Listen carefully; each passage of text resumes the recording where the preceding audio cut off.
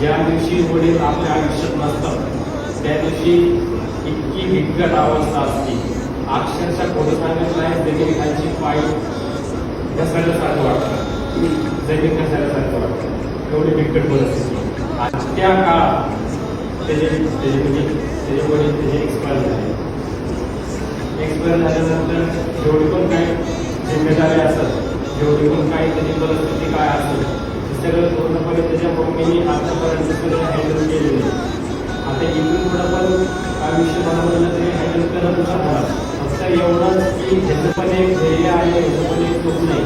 ह्याचं पण एक स्वप्न आहे की एक मोठा अधिकारी बनणार, जी पप्पांना जे त्याला सुख भेटलं नाही, जे त्याच्या मम्मीला सुख भेटलं नाही, हा तो देण्याचा प्रयत्न 100% करत राहील.